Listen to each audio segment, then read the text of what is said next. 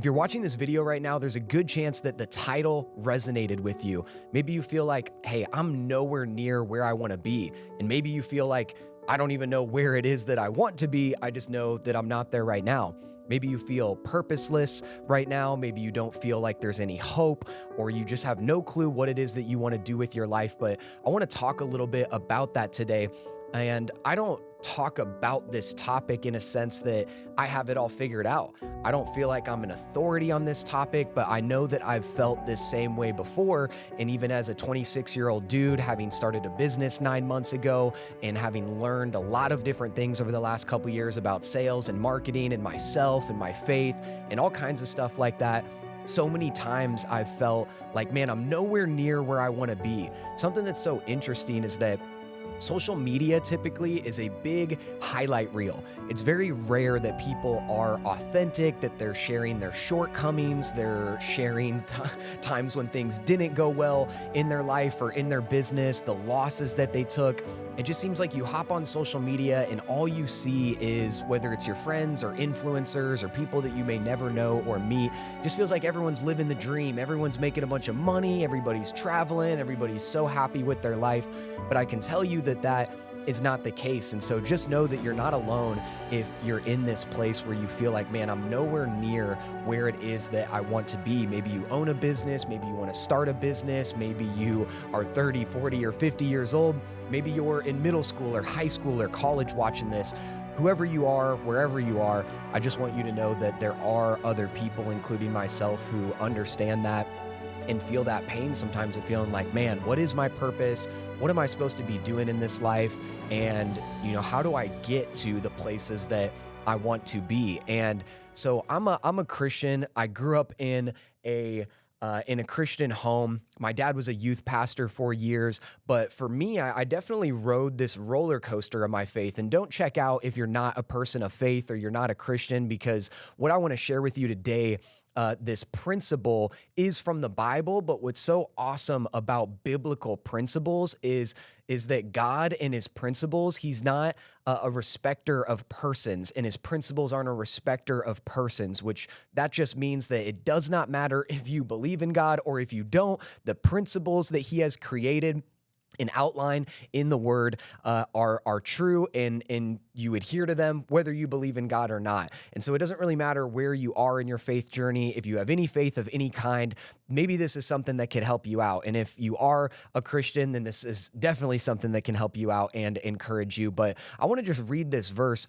and talk about it, because the whole concept of this is that a lot of people feel like they need to typically do more or do something different than what they're currently doing to have the things that they desire to have or get to the place in life that they desire to get to. But I want to share this 3-step framework with you right out of the first book of the Bible, Genesis, where God clearly outlines really his purpose for all of us and how we can start to get to a place where we feel more fulfilled, where we're excited with our life, where we're growing and learning, and we're focusing on the right things. We're not just focusing on doing more or doing different things or just trying to completely change the person that we are, but we focus on what really matters. And so I want to read this for you right out of the Bible and break this concept down a little bit.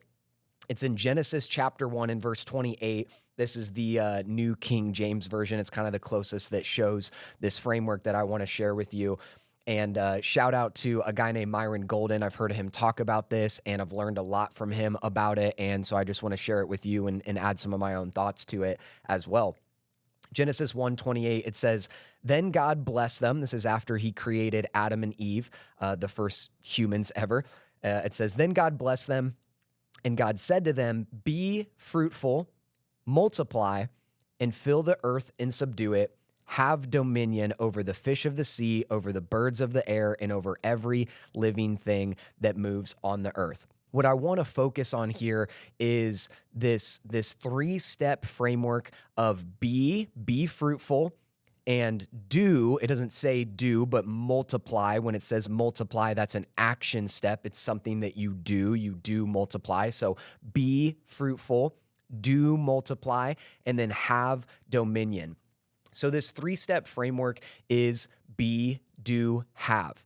A lot of times people try to skip. I've done this before as well. Again, I don't talk about this from the sense of, oh, I figured it all out. Listen to me. This is just something I learned that's helped me out a lot. And so if it can encourage you, then awesome. But I know in my life, a lot of times when I don't feel like I'm where I want to be, or I'm just like not happy with my progress or the amount of money that I'm making, or where my business is at, or where my relationships are at, or any of those things, I I skip to step number 2 of doing, right? I need to do more. I need to work harder. I need to invest more money. And sometimes those things may be true, but the common misconception or the wrong idea that I have and that a lot of us have a lot of the time is that, again, we need to just do more or do different things to get where we want to be or have the things that we want to have. But we're really skipping and missing out on the first most important step, is that you have to ask yourself this question.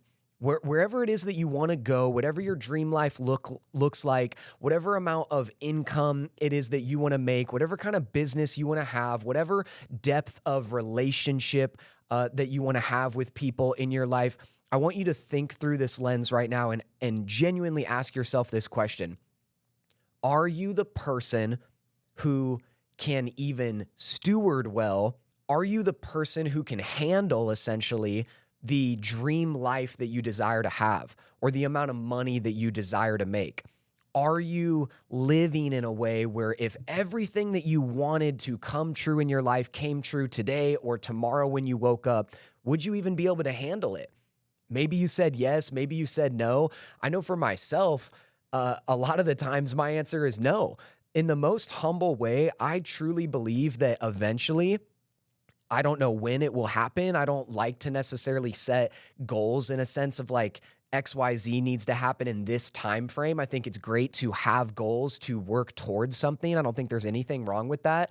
But to me, a little bit as a Christian, as a believer, it just seems a little wayward to set these goals and especially have time frames on them, because it's basically me just telling God, hey, this is what's going to happen in my life, and this is when it's going to happen by. And if it doesn't, I'm going to be upset at you. I'm going to be upset at myself. And I don't think it really helps anything or anyone thinking like that and setting goals like that. And that's not the whole topic of today, but the idea is that you want to be careful of setting goals with these time frames on them. But I say this in the most humble way. I truly believe that at some point, that's what I was getting to say, and at some point, I don't know when in the future, that I will be a millionaire. But I know that I am not currently the person that can be a millionaire yet. Hence why I'm not a millionaire yet. And it sounds so simple, but for me, the idea is that I want to focus way more on becoming the person who can handle, or one of my big words for this year is stewardship or steward, which again just means handle to, I mean, yeah, I guess handle is really the best way to put it, but I want to be the person who can steward well the life that it is that I desire to live and the money that I desire to make. But the whole point is that God loves us enough that he's not going to give us something that we're not ready for. One of the best analogies that I like to use is this idea that whether you are a parent or you want to be a parent sometime in the future, imagine your son or daughter right now or in the future comes to you and say they're like 10 years old and they're like, Mom, Dad, I really want a car for my birthday. And say they're literally turning 10 this year. And you, as a good mother or a good father, you want to bless your kid and provide them a car and allow them to have something like that. Again, maybe you have them work for it or whatever the case is. Like, you want to provide that thing or however you want to do it. But you know that since they're a 10-year-old, if they got in a car, it would be super dangerous for them. And it would probably be super dangerous for a bunch of people on the road or in the town or city that you live in. And so the idea is that God is the same way as we should hopefully be in that situation, that I believe that there's a lot of amazing things that he desires for us to have in our lives, but he loves us enough that he actually wants us to focus on being. He wants us to focus on becoming the person who can do the thing so we can have what it is that we desire to have. We don't just skip to step number 2 and try to do more or do different things to have what it is that we desire to have. We first and foremost focus on becoming the person who can actually do the thing, gain the skill set, do the work, serve people out in the marketplace to make money. So then we get to the spot where we can have what it is that we desire to have. Again, I think a lot of people jump to that step number 2 of just trying to do things and work harder, but that's not always how it works. You need to become the person who can actually do the thing so you can have what it is that you desire to have. I think something that's been very crucial for me has been just being very diligent and very disciplined with 2 things in my life, is working out and reading the Bible every single day, or for sure reading the Bible every day, maybe working out 3 to 5 times a week. If those 2 things are in check in my life, almost everything else seems to take care of itself. I don't want to get in the weeds about depression and anxiety and chemical imbalances and taking medication and all these different things. But the reality is that a lot of us as younger people, if we got off of social media, hit the gym 3 to 5 times a week, and prayed and read our Bible and spent good time with our friends and family, even doing those couple things, our lives would drastically improve. The rate of depression and anxiety and suicidal ideation and all that type of stuff, I believe 1,000% would absolutely plummet if we just did those couple things: working out, reading the Bible, praying, getting off of social media, or very heavily limiting our use on it, and spending good time with good people in our lives. God's created us for community and for connection. And so if that's not a part of our life at all, it becomes very difficult to feel like we have purpose, to feel like we're fulfilled, to feel like we have any chance of getting where it is that we want to go. In a cliche phrase, but it's so true, is that it truly isn't about the destination, but it's about the journey. There's something in Hollywood and just in filmmaking and storytelling called the hero's 2 journeys. And I'm not going to go into all the different points of it, but basically any great movie that you watch or that you love, think of your favorite movie right now.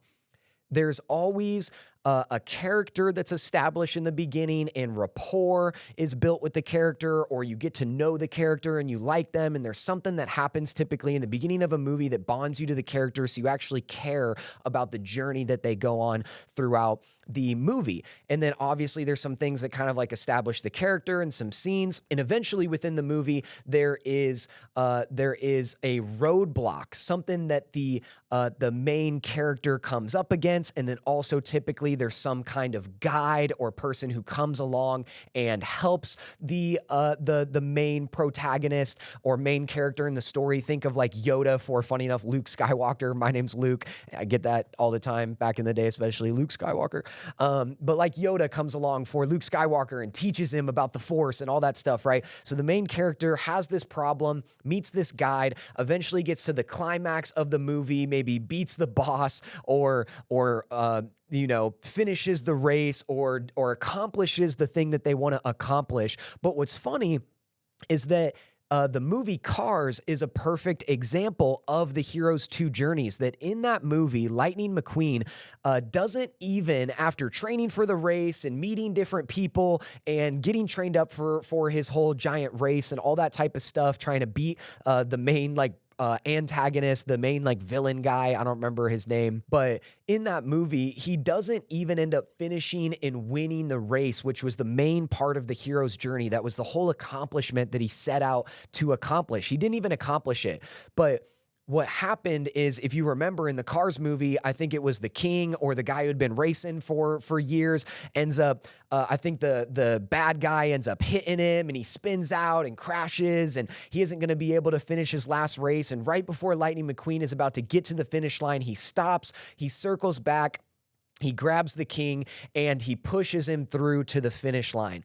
And that is one of the biggest parts of the hero's 2 journeys, is that it's not even about like I was saying, the destination, but it is about the journey. Again, back to this 3-step framework. In the Cars movie for Lightning McQueen, it ends up being way more so about who he becomes on the journey of getting to the accomplishment. Whether he actually gets to the accomplishment and wins the race or not, like he doesn't in that movie, it was more about him realizing who he really was, figuring out what really mattered. It was caring for others. It was making sure that he was serving people and helping other people win instead of being concerned about himself, right? So many lessons in that movie, but it's a perfect example for us as well. Is that it's funny that it really isn't even about getting to the destination that we desire to get to, but it's about that first part. It's about focusing on who it is that we become in pursuit of the things that we desire to have.